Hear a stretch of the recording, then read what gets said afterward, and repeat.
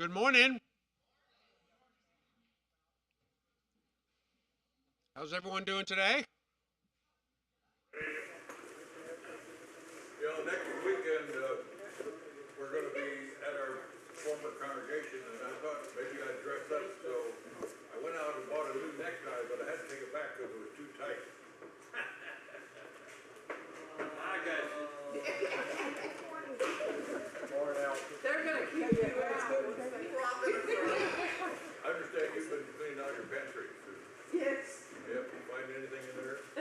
some time in a bottle. Well, Captain Stevens would be happy. Oh, you people, wake up. Yeah, so next week, I don't know if Pastor Leland is going to be doing the service. I don't know if he wants to do just a class that won't be publicized, but we will not be online next week for Bible class. So I don't know if you all still want to meet or if he wants to teach. We'll ask him when he gets back over here. But he will be gone next week Well, tell them why. because we will be in another city, another state. Our former congregation up in Ponca City, Oklahoma, is celebrating their 100th anniversary, and they've asked us to come back and preach. I also preach for their 90th and their 80th. The well they're choosing from is pretty shallow, so You're infamous. yeah, that's about right. The whole class was infamous. They drove out more teachers out of the profession. That's not true. Not true.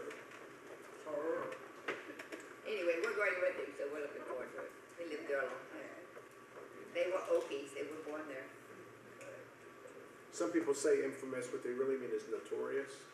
But it's Whatever, however you want to put it. But they must like you, because otherwise they would be asking you back and back and back. Or they may have no other choices. They can always do this for All right, anyone have anything to share from last week? Any questions from last week?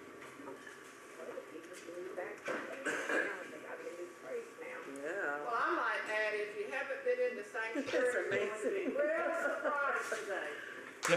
Yeah. We have moved on. I don't know. Do you think we're going to have room for like communion circles and stuff now? It might echo. I'm gonna miss y'all. Or, yeah. Yes, we will. And we appreciate life. You know, when you guys moved in, President Trump was president. Oh, I hadn't thought about that. My son wasn't married. I didn't have a grandkid. Wow. I was still commuting from Houston. Yeah, We had a lot of good help getting the move done. yeah. Yeah. And a big truck. That I'm sure helped out tremendously. From Steinhaus. Yeah. Wow, nice. Very good bunch. But anyway, Sustain them. Are you thank keeping? LifeBridge for being so cordial and allowing us to be here, but we are very, very excited to be in our new building. Not having to change things back every week, and the one downside, we're going to need one of those pressure washers that kind of moves along the floor, because you see over by the bathrooms where the stuff was, that floor is a whole lot greener and cleaner than all of the rest of the ground. So. All right. Let's go ahead and start. Lord, we thank you for the day. We thank you for opportunities to be in your grace. And Lord, as we discuss your word here in Deuteronomy, Lord, difficult things we ask for your Spirit to make clear. And Lord, as we just move forward, we just pray that we are all in on you as you are all in on us. In Christ's name. Amen. Chapter 15. 15.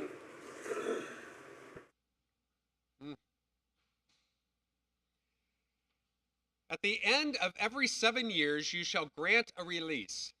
And this is the manner of the release. Every creditor shall release what he has lent to his neighbor. He shall not exact it of his neighbor. his brother, because Yahweh's release has been proclaimed. Of a foreigner you may extract it, but whatever of yours is with your brother, your hand shall release. All right, let's pause there for a minute. Anything you find interesting there? Do you think the loans might have been structured to fit that time frame? Actually, he gets into that in a little bit. But one might think that. Yeah, that would be pretty neat to have a 30-year loan and you cancel that. After 7 years, yeah, they probably didn't give 30-year loans. Although some of the interesting aspect here is there is a little bit of a difference in the way that this 7-year period is structured and the one that's discussed in Exodus. Then in Leviticus, there's one that talks about the year Jubilees every 50 years and of release. And so how all that works together is very complex on how, release concurrent, if you were within a period of 50 years for Jubilee, would it, and say Jubilee occurred in the second year of a 7-year cycle. Well, does that mean you just had one? It seemed, I was looking at a Jewish commentary, and it was saying that it might be the aspect that the Jubilee in the 50-year was maybe for family ones who were indebted. And the family, so it was a much bigger aspect for a longer period. And then the Exodus one had to deal more with, with marriage relationships, to get someone married or something. So it's very interesting, very complex. Do the Orthodox Jews still do this then? I have no idea. I wonder if things only stay on your credit report for 7 years. I wonder what the origin is of that. I don't know. That's a thought. No idea. I didn't know that. And also statute of limitations and crimes. Yeah, statute. Yeah, and I don't know if this has anything to do with it, but it's not like the aspect of release from debt or from something else was something that was unique to Israel. The Code of Hammurabi also had something similar, but it was a longer period and dealt with some different things. So it wasn't unique to their situation, but it was certainly different in their situation from other nations. Yeah, this aspect of you may extract it from your neighbor, but not, or from a foreigner, but not from your neighbor. That is, not from a fellow Israelite or not from a fellow Hebrew. You could, and there was a difference between a foreigner and an alien. An alien was one that was kind of more long-term resident, conducted business or something, and they were usually ascribed more protections than foreigners. So a foreigner, was not bound by this, nor were the Hebrews bound by the foreigner. So you could have a foreigner that owed you money and theirs doesn't get canceled, vice versa.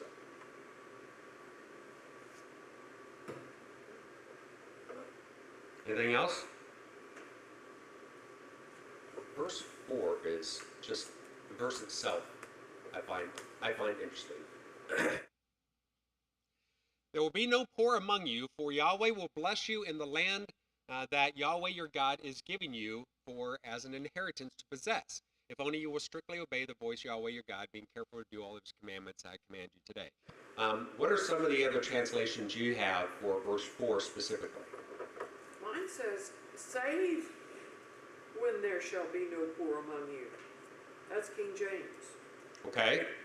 There shall be, okay. When there shall be no poor. Mine says there should not be any poor people amongst you. There should not be. Okay. NIV does that. What version is that though? God's Word? DW? Okay. The Living Bible says no one will become poor because of this. No one will become poor. That's interesting. That's a whole nother aspect. But the chief aspect is, will, shall, should. And it's unclear from the text, and that's why you get some variations, but what would the implications of each of those be?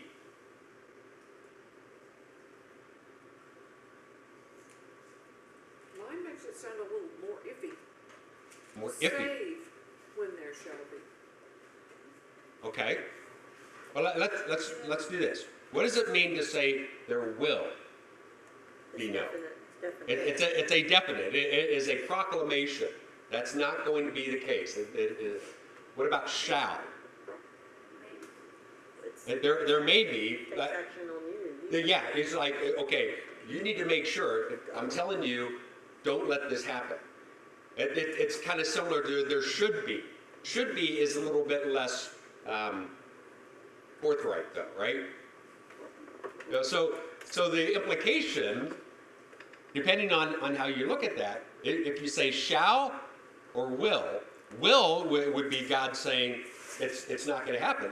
And you could sit there and say, okay, well, God said, hey, look, if they abide by what I say, there's not going to be any barrenness. There's going to be this is the proclamation.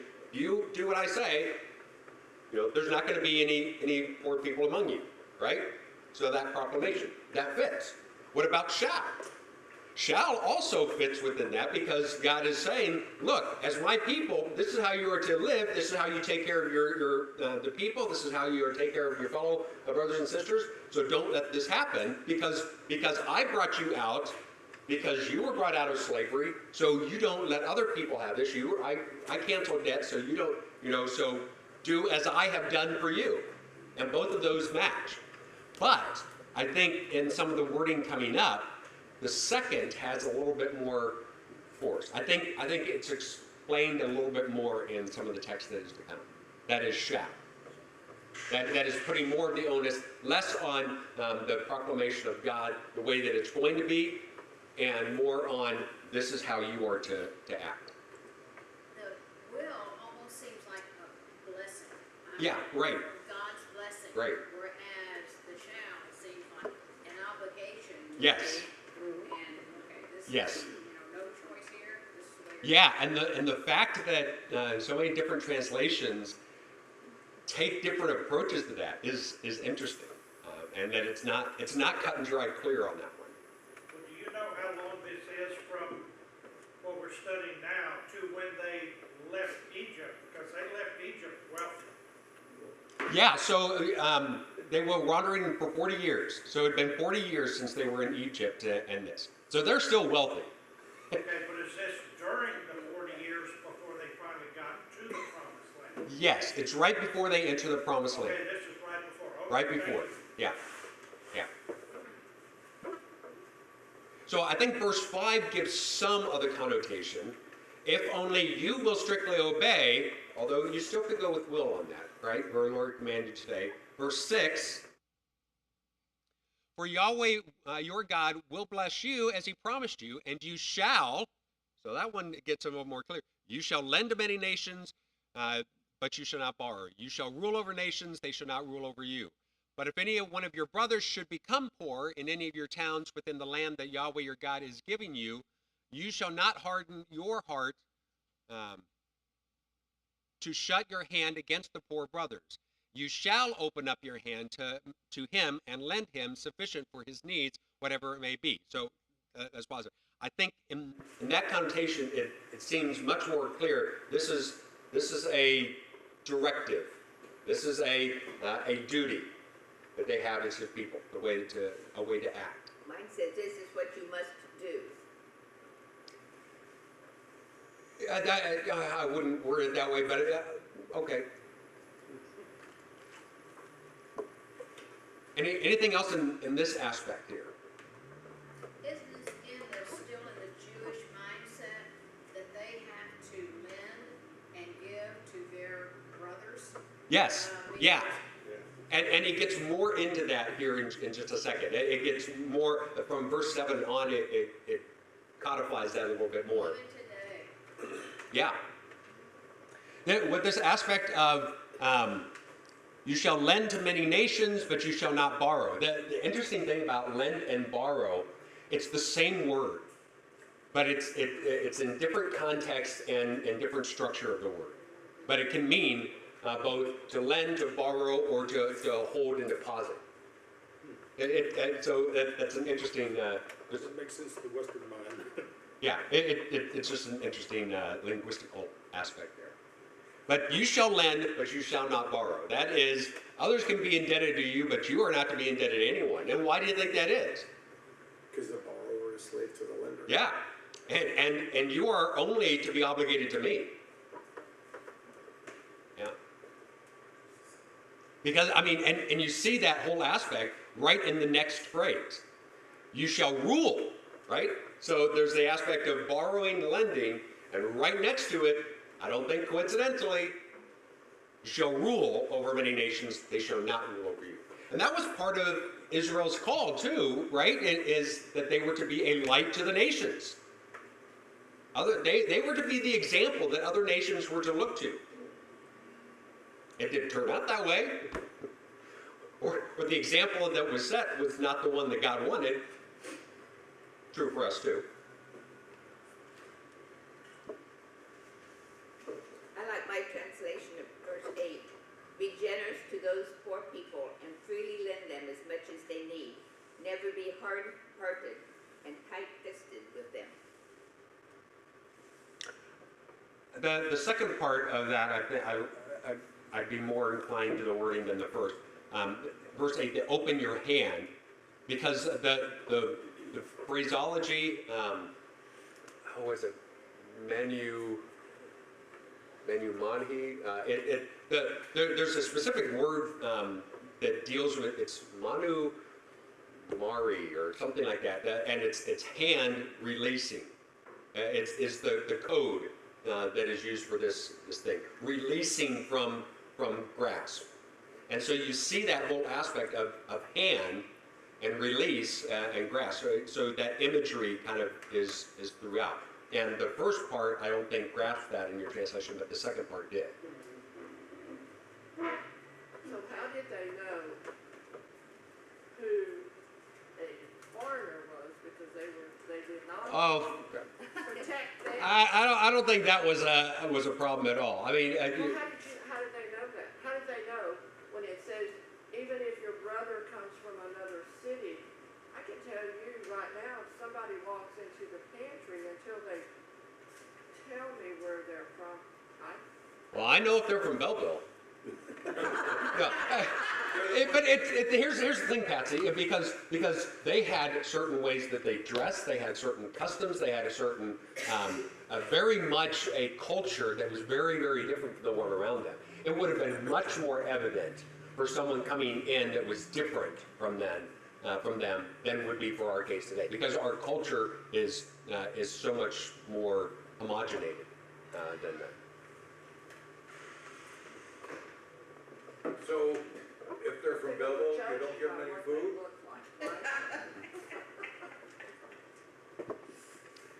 What did you say, Warren? I said, if they're from Belleville, you don't give them any food? Well, they need more.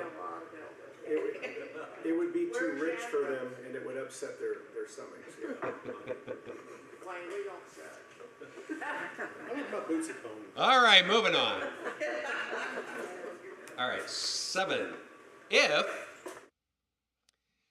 If among you one of your brothers should become poor in any of your towns within your land that Yahweh your God is giving you, you shall not harden your heart or shut your hand against your poor brother, but you shall open your hand. Again, you get that hand imagery. Shall open your hand to him and lend him sufficient for his needs, whatever it may be. Take care, and here's part of, do you think that the aspect of, hey, the 7th year is coming up, I should treat this differently. Take care, lest there be an unworthy thought in your heart, and you say, the 7th year, the year of release is near, and your eye look grudgingly on your poor brother, and you give him nothing, and he cry to Yahweh against you, and you be guilty of sin. You shall give to him freely, and your heart shall not be grudging when you give to him, because for this Yahweh your God will bless you in all your work and in all that you undertake. For there will never cease to be the poor in the land. Therefore I command you, you shall open wide your hand to your brother, to the needy and the poor in your land. All right, there's a couple interesting things there. What are you grabbing?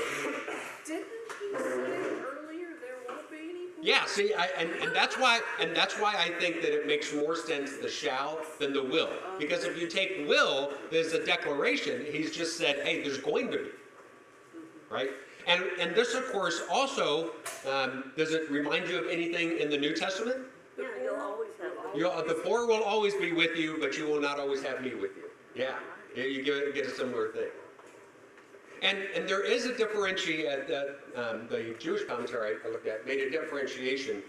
I haven't looked that deeply into it, but I thought it was interesting, between poor and needy. Or what's it, that one, or is it a different commentary? Anyway, one of them had made a commentary like, say for instance,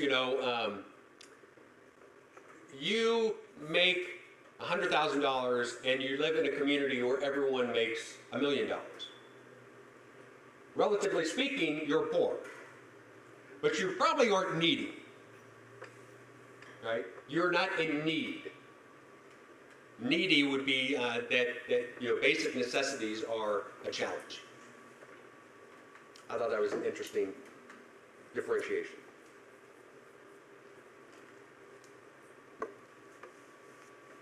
What else on this? They're saying the seventh year, the year for canceling debt is near. Yeah, so they're saying, hey, if someone say the seventh year is next year. Yeah, that's what I'm saying. Is this a rolling 7 years? Yeah. I might borrow, say, Alan some money in the last month of the 7th year, so he's got 30 days to pay me back instead of 7 years. Is that? Yeah, we're not told, like, are there terms that are different on these. I think it's more of an aspect because interest wasn't really looked at kindly, and in some places even talked against. Not specifically usury, but interest period. So let's say that you owed Alan $1,200, and it's the 7th year. And you're saying, hey, you know what? Secretly, I know that I probably can only pay back $500. So it's going to have to get forgiven the rest at that time, and he knows that. And he's saying, that shouldn't be an excuse. Yeah. Yeah. Because I guess that's what goes wrong. Like in mine says, be careful not to harbor this wicked thought. Yeah. Because it's a heart issue at that point, isn't it? Yeah. Because and I wonder also, because one of the commentaries said that the debt was said to be forgiven on the evening of the last night of that 7th year. So you wonder if everyone's going around, pay me back. You've got 10 minutes. What kind of chaos might that have been like? We're not told any of that, but it's an interesting thing, Trying to get paid before that 7th year, or trying to draw out so that you don't. Can you imagine what that would be if it was true here today? Oh my gosh. But what's God's point in all this? Those shouldn't be discussions at all. These are your brothers, whether the lendee or the one lended. Treat each other as brothers. That's the important thing.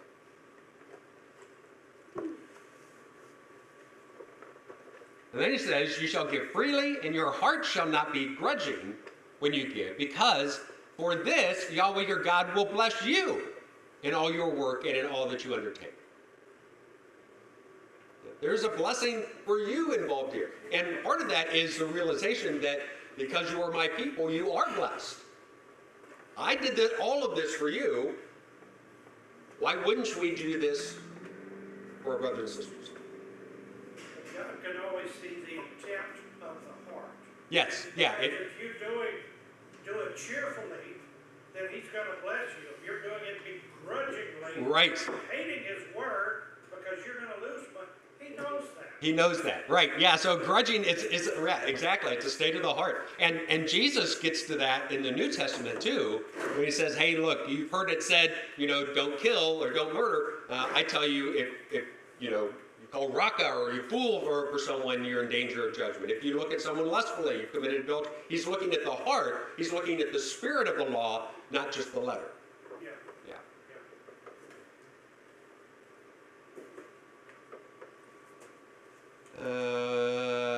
There Therefore, I command you, you shall open wide your hand to your brother, to the needy and the poor in your land. All right, verse 12.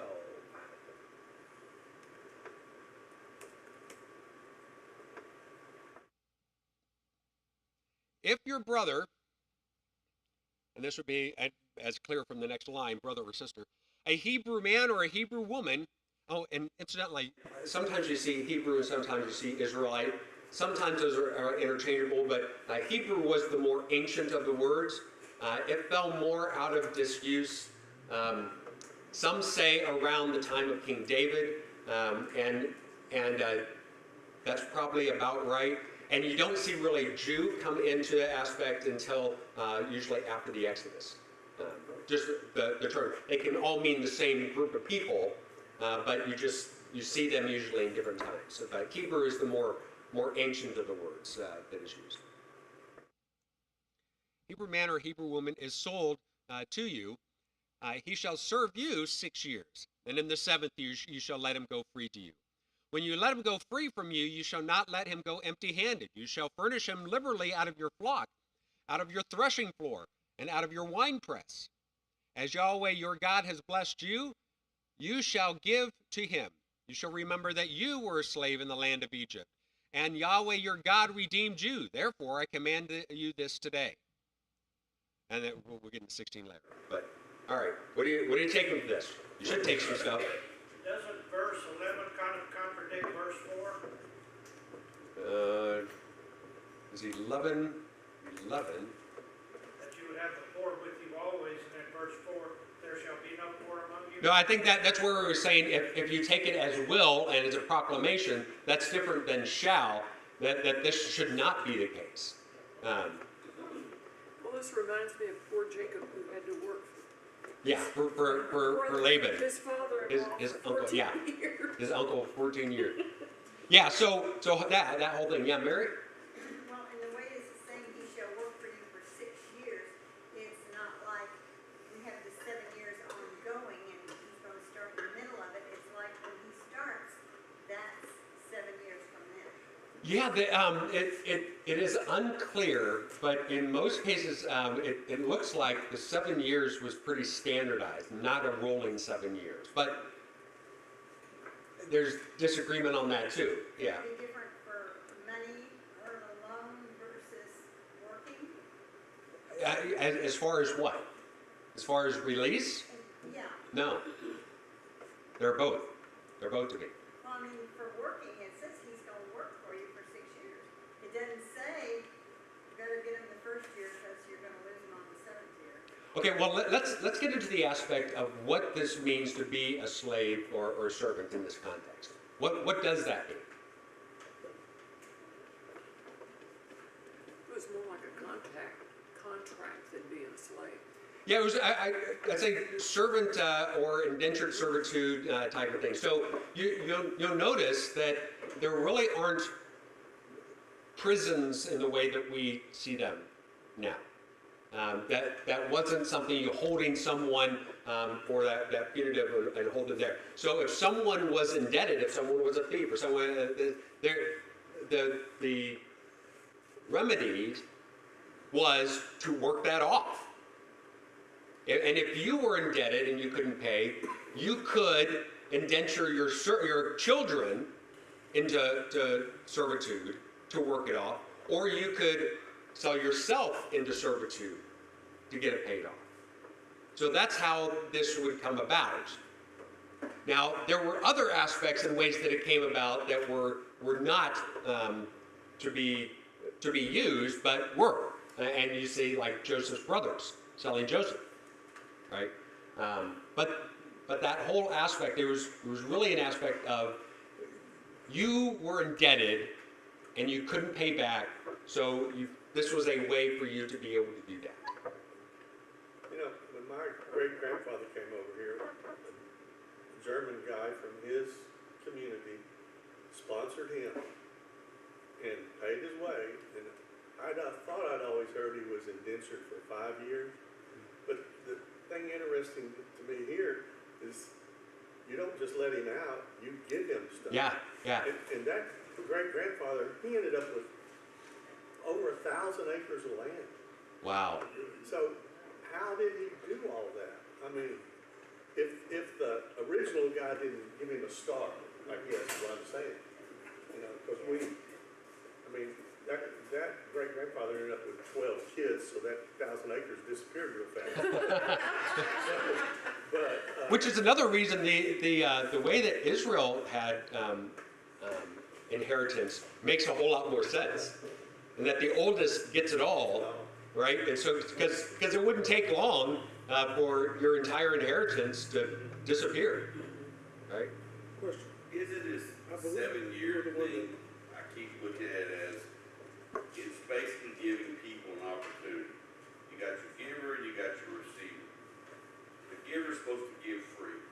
And God just set up this time of 7 years as a general term for, hey, we're supposed to give, we're gonna do the right thing. The people that are receiving, hey, we know you don't have the money, we're giving you 7 years to make good on what this guy's doing to you. If you can't make it up, you got hard times, hey, it's okay. But there's other ways you can do it. You can, hey, since I couldn't pay you with money or whatever, I'm gonna be your servant. I think that's an excellent way to describe that. Instead, Yeah. I mean, it's just a telling you to do the right thing. Yeah. A way to treat your brother correctly. Yeah. John? Correct me if I'm wrong. Okay. Weren't you the one that one time said that basically there were two methods of justice in when they had the judges? It was either restitution or you were stoned. There really wasn't anything in between. Is that correct? Well, there were beatings and stuff too. It wasn't just stoning. I mean, death wasn't all or nothing on that. So when later on they did have prisons, when did that come about? You know, I'm not really sure, but a lot of the prisons that we see are done by other governments, like the Romans and stuff. Yeah, but I mean, at the time of King David, there was prisons at that time. Yeah, like even in Jesus' time, the Sanhedrin and stuff had their own prisons in the temple courts. But I don't know when that happened. My guess would be probably after the Exodus. Okay. But that's a guess. Or maybe during the time of the kings. You know, the kings might have had. I don't know. I wish I'd have known about this when I was on the farm. I told my dad when I was 16, I want some land, and I'm out of here. Yeah, I would have liked to have seen you had that conversation with Grandpa. I would like to have seen how that went. It would not have gone well. This is still practice in the Jewish community today. If you're a Jew, young Jew boy growing up, and you want to start a business, there are a bunch of older Jews out there who will finance you. Yeah. And give you an opportunity. True. If you mess up, they'll kick you out. Well, and They'll make sure you don't. but in a similar thing, didn't Grandpa have to work the farm off of Great Grandpa? Wasn't that his? He bought that farm outright. Did he? Yeah, well, he borrowed money to pay for it. Right. And then my dad paid him when they moved on to the farm and my grandpa moved down. All right. Then comes an interesting one here.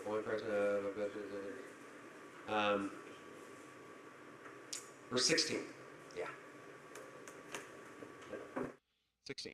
But if he, that is the slave, says to you, I will not go out from you, because he loves you and your household, since he is well off with you, then you shall take an awl and put it through his ear into the door, and he shall be your slave. And this was for the women too. It says, a slave forever. And to your female slave you shall do the same.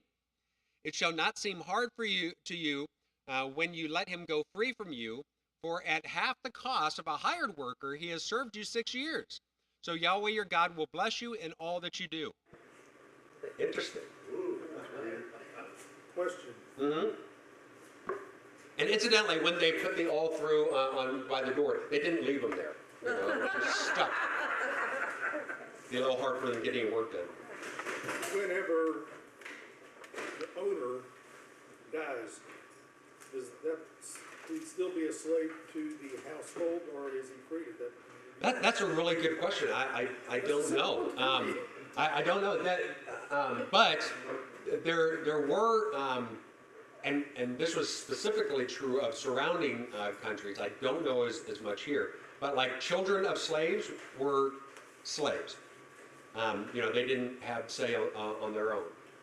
But no, I don't know. I would suspect that they would be committed to the household and not just to the person. Then the person behind may be a really rotten person and you're stuck. Could be. But this is saying, that, hey, you've been treated well. You don't have really anything to go to. You don't maybe have any family or whatever. It's a good environment for you. So you're going to continue. And that probably says more for the person who is employing that person than anyone else. That they're someone who is honorable.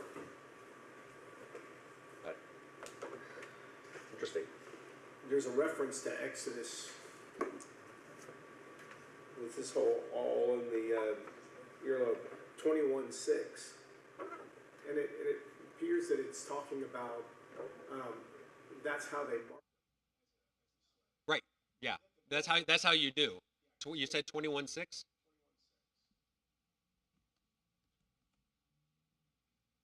His master shall bring him to God, and he shall bring him to the door or the doorpost. His master shall bore his ear through with an awl, and he shall be a slave forever. All to hit onto, or it's Yeah. or it's just going to go into the skull, right? Well, not only that, that also gives you proof later on down the road. Stand by here and see if it lines up.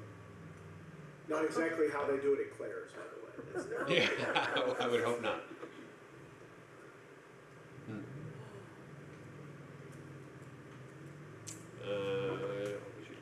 All right, anything else? It doesn't say so, but I would think they'd probably put a ring in the ear then.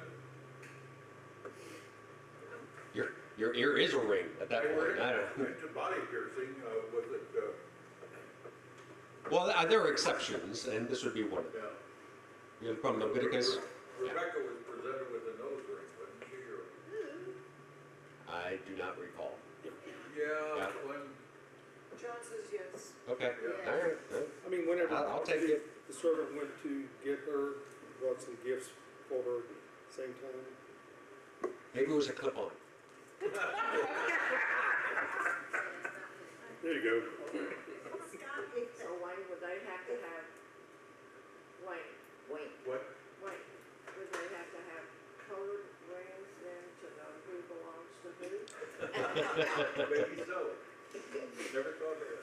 Mary? So if the awl is the tool, what's left in the ear To keep it from, we're not told, I'm assuming they put something in so it doesn't peel back, but we don't know.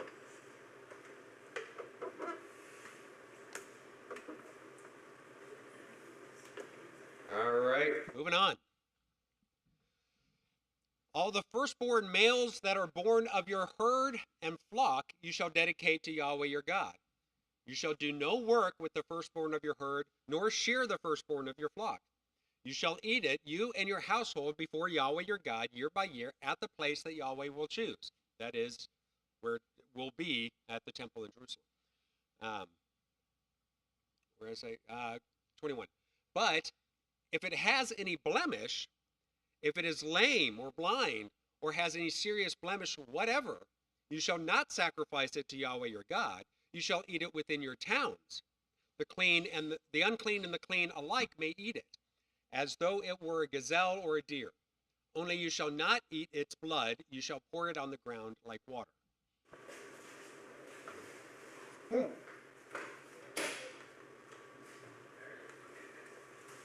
discussion on that part?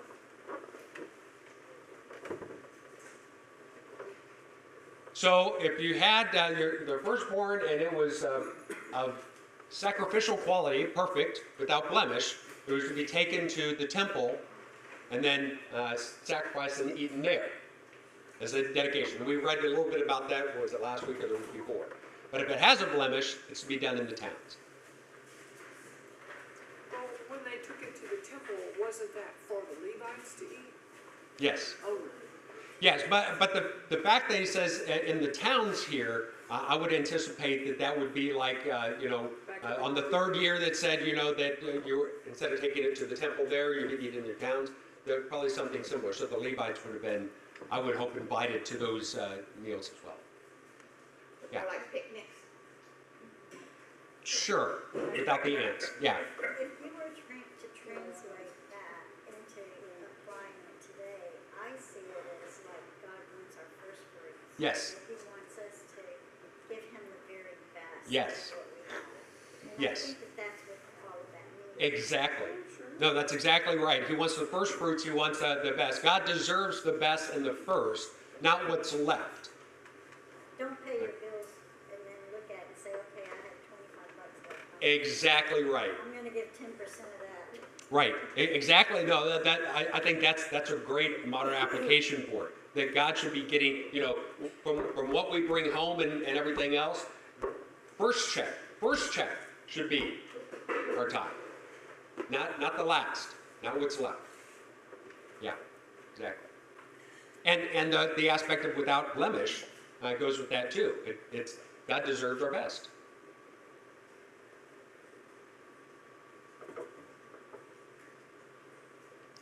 The same aspect of not eating meat with the blood, that it should be on the ground.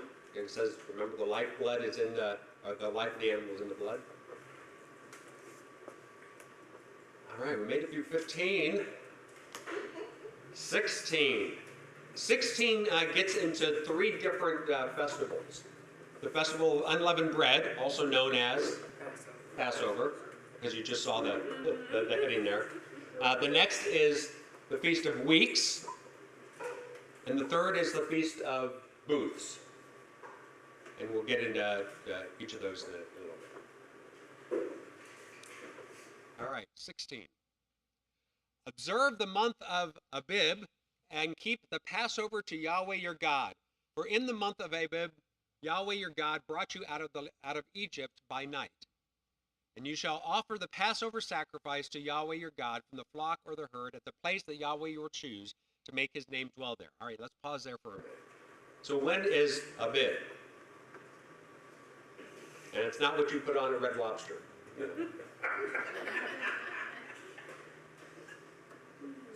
Abib was actually, it was most known on the Canaanite calendar, and it's also known at the same time period of what's currently called Nisan. In the Hebrew calendar, if you look at Nisan. And you say, well, why would they use the Canaanite calendar? Well, Nisan actually comes from the Babylonian calendar. So, and that's still used. So I wouldn't take anything of that. But it's basically March, April time period. And that's why you see that's when we celebrate Passover and Easter and all that has to do with those time periods.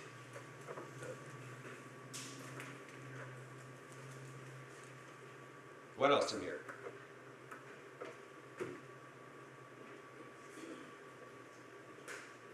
Okay. Are we verse 3?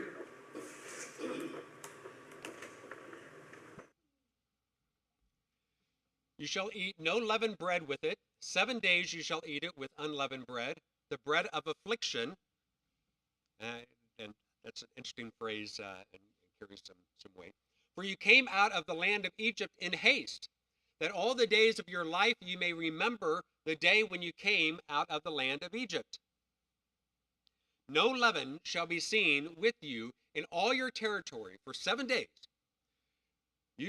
Nor shall any of the flesh that you sacrificed on the evening of the first day remain at night until morning. You may not offer the Passover sacrifice within any of your towns that Yahweh your God has given you, but at the place that Yahweh your God will choose to make his name dwell in it. There you shall offer the Passover sacrifice in the evening at sunset at the time you came out of Egypt. You shall cook it and eat it at the place that Yahweh your God will choose. And in the morning you shall turn and go to your tents. For 6 days you shall eat unleavened bread, and on the 7th day there shall be a solemn assembly to Yahweh your God. You shall do no work on it.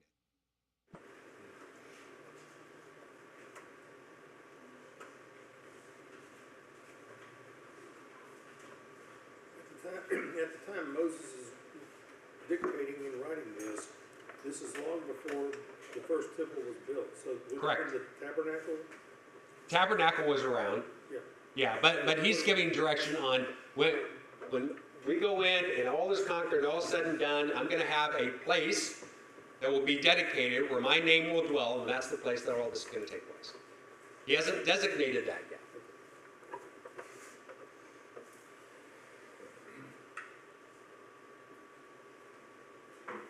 So they're able to make a better bread at a different time. So I guess it's verse 4 says you can't have any leaven with you for 7 days. So, I mean, I know Grandma, she used to put that back. It was still with her. Yeah, it was to be removed. It was to be gotten rid of as far as you could. And you see that in the Seder. We don't do it here, but that a piece that yeast. It's a game in modern Seders by Jews, where some yeast is hidden somewhere away and to be found. And there's also a game of the Afikomen too. But yeah, it's to be removed and gotten far away from the house. Yeah.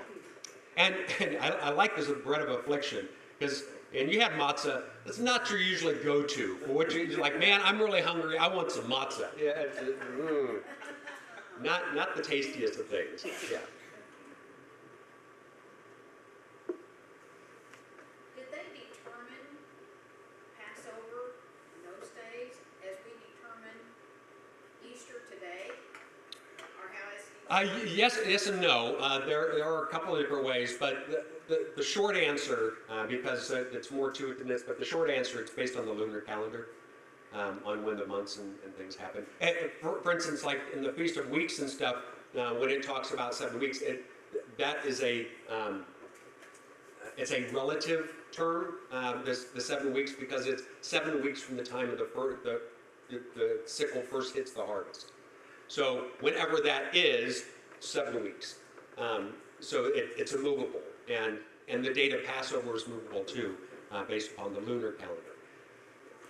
All the details on why that is and how that works, I don't know. And even if you look now, there's different ones that will celebrate on slightly different times. So Orthodox celebrate Pascha, which is their Easter. It's usually a week later than the rest of Christendom, because they calculate differently.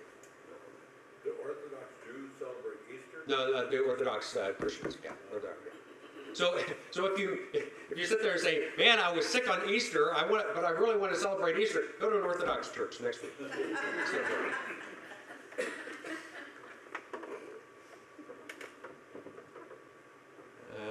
What else? Yeah, that was it. Anything else there? So they all gather at some place at Passover and offer a sacrifice. So that's like a town. Well, it will be Jerusalem, but that's not been determined yet. So you got a lot of barbecue grills going at one time. Now, it is interesting to note, I've read this in one of the commentaries too, and I think it was the Jewish one, that of this one, the Passover, unleavened bread, weeks, and booths, that those 3 times were required pilgrimage, if you will, to Jerusalem. But it was only required of the men. So if you take that, it's going to at least help the population glut that's going to take place. And that's not to say that others couldn't go to the city, but that was not a requirement. And supposedly, some of that would be, you're going to have a lot of young kids and nursing and stuff that that wouldn't be practical for travel, and it wasn't required. I mean, already it's a logistical challenge as it is, with that many men across the country. True. But I think it's also interesting that, when you get Jesus and having the meal with his disciples, it's like, well, where were some of the disciples' families? They're probably home. I don't know. Or we have left everything. Yeah, well, yes. But that doesn't mean that it's likely that the disciples still have families. But that's another excursus that we won't take. All right, 9. Feast of Weeks. You shall count 7 weeks. Begin to count the 7 weeks from the time the sickle is first put to the standing grain. Then you shall keep this Feast of Weeks to Yahweh your God with the tribute of freewill offering from your hand. Again, you get that aspect of a hand. That's always interesting. Which you shall give as Yahweh your God blesses you, as is a proportional gift. You shall rejoice before Yahweh your God, you and your son, your daughter, your male servant, your female servant, the Levite who is within your towns, the sojourner, the fatherless, the widow who is among you, at the place that Yahweh your God will choose to make his name dwell there. You shall remember that you were a slave in Egypt. You shall be careful to observe these statutes. So the blessing is for everyone in this aspect, even the sojourner and the fatherless, everyone. So this was an aspect of a celebration of harvest. Yeah. Will offering from your hand, was that? From the bounty that is here. So, you know, that hey, I have this great harvest, and I'm going to take these first fruits, and this is my offering. But God didn't like Cain's offering of fruits and vegetables. Well, I think he didn't like Cain's offering because Cain was offering begrudgingly and not with the heart that was towards God. I think the scripture said some fruit rather than abundance of it. Just like, okay, here's some. Yeah. That's not where the heart is. Did this offering have to be at the temple, or could it? Well, the way that it's worded here is, they would be at the temple, because it says, last part of verse 11, at the place that Yahweh your God will choose to make his name dwell there. I mean, that's the code in all of these times when it says that. It's going to be, we know, looking back, that's going to be the temple in Jerusalem. Was that kind of like a food pantry? They would distribute it to the people who needed it? That did happen, and you see actually some of that coming up in the Feast of Booths.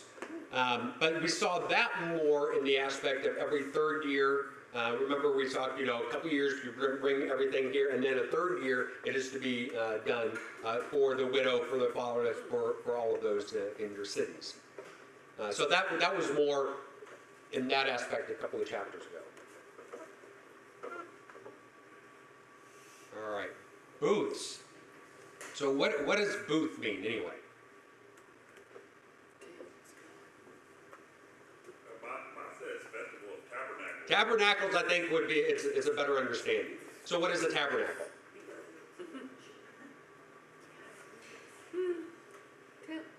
A tent.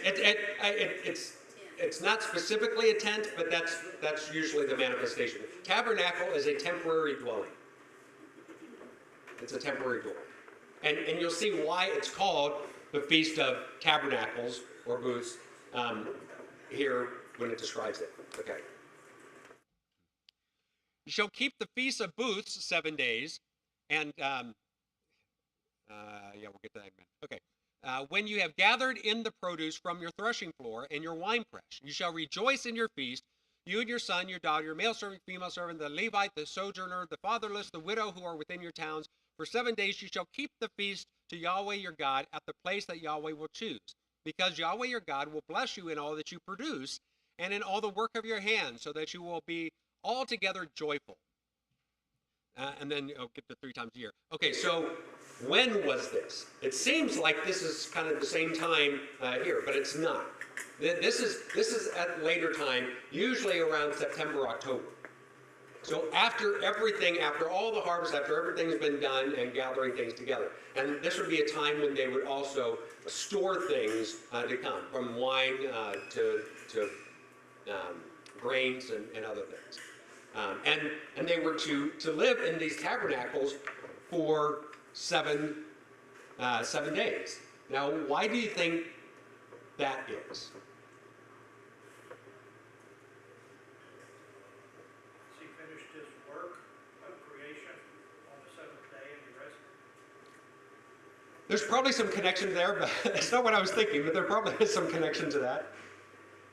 Why do you think that they were to do this in tabernacles, in booths? Why not, celebrate and stay at the end? Maybe it was more of a consecration or dedication. I think it's less that and more of how did they live these 40 years when God brought them out of slavery? It is a throwback and a reminder. That God brought them through that. God has blessed you, and now this is a throwback reminder to those times. Number 7 comes up a lot. It does. Yeah, you see it. There's a number of numbers. There's whole numerology things that gets a little wacky, but 1, 3, 4, 7, 10, 12, 40. You see these numbers all over for any number of reasons. This may be a little bit late for asking this question, but going back to your calendar, were there 12 months to their year? I believe so, but I'm not an expert in Jewish calendar. I'm going to have to research, Yeah. get a better idea about their calendar system. If it was a lunar calendar, there'd be more than 12 months. Well, that's true. But I mean, usually some of the problem in the dating systems is that cultures have different dating systems. So the Babylonians had a calendar that was different from the Canaanites, from the Egyptians and stuff. So syncing those up when your Egyptian history says this king was during this time and stuff, if there's not an external reference to that king from the other calendars, you have just these separate timelines that aren't synced up. And that's why some things are, when you have something that is common to all of them, is really a huge find in archaeology. For instance, the Rosetta Stone. You might have heard of that. But that's some history of some documents that have, Greek and I forget some of the other languages, but one of them was hieroglyphics. That's how we know what hieroglyphics mean, is because of things like that. Because it says the same thing in the different languages so that you can try to match up and say, oh, that's what this means. That's what, otherwise you would have no reference to be able to pull from. Yeah. Google says the biblical Jewish calendar had 12 months based on the lunar cycle of 29.5 days, and to keep it in sync, a 13th month was added every 19 years. Wow. Well, okay. There you go. All thanks to Google. Therefore, it must be true. Therefore, it must be true. All right, we're gonna. My Bible says you will enjoy yourselves, and I think. Yes, that it was one of the characteristics of this feast. It was supposed to be, if not the, one of the most joyous of all the festivals that took place. Well, and I keep thinking sometimes as Christians, we get so serious, and I think No, that never happens. Well, he wants us to be joyful. He wants us to be grateful and joyful for everything he's True. done. For clarity, they traveled and basically set up a huge camping trip. Kinda. Yeah. Yeah, and that brings us to 16. We'll go through this quickly, 16 and 17.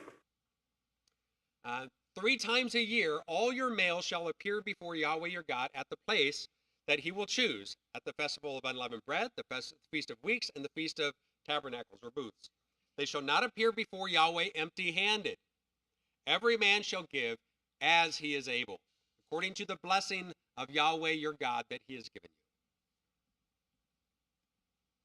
you. All right.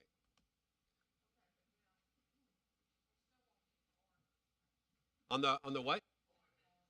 The foreigners. Okay.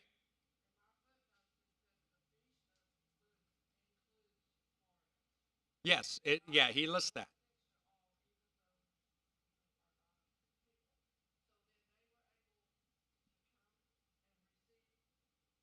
They were able to come and celebrate that. But they still wouldn't have been able to go into some of the temple courts, but they'd still be able to enjoy some of the festivities.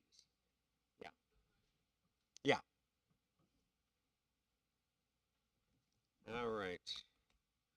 We end This there. thing here says that Ligonier? This thing here, that's a phone. That's a phone, Susan. In case you haven't recognized that Well, yet. it's not Wikipedia, but I can't say the word. Anyway, it said that, they had to stay in the booths. They had to- Well, I mean, It was like, it was camping out to remind him. okay, it's not like they they couldn't leave the booths. I need to go to the bathroom, I need to Well, eat yeah. and stuff. Okay. They Yeah. gave up the comforts of their homes in order to commemorate God's salvation. Yeah, as a tie back to Yeah. the 40 years. Yeah. And, Ligonier. Oh, Legionnaire ministry. Yeah. Yeah. Is that- That's R.C. Sproul, his ministry. That's good. Festival booths are celebrated in modern times. They go set up a box tent out in their patio. On their patio. That's interesting.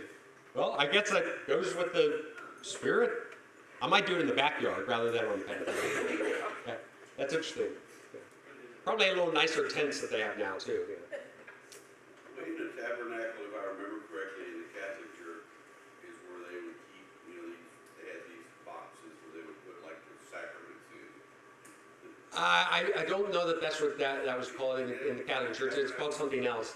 But you see tabernacles as opposed to synagogues and temple. And there's, in Jewish mindset, there's a differentiation on each one. I don't know exactly. Like I said, I'm pretty sure that's what they called it in the church. And a tabernacle is where they kept the sacraments? Yes. Okay, all right.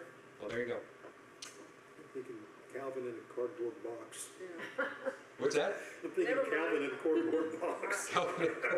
Oh, Calvin and Hobbes. Yeah. Living in Your booths whole for, family's supposed to go, and you've got 12 kids and 10. You gotta get a big tent tent, yeah. and a big piece of land to be able to do that. Yeah. I don't know. They figured it out. This reminded them that their success in Canaan was wholly on account of the Lord's grace. He brought them into the good land and could just as easily take them out of it. Sure. Tangible reminder of his provision in the wilderness.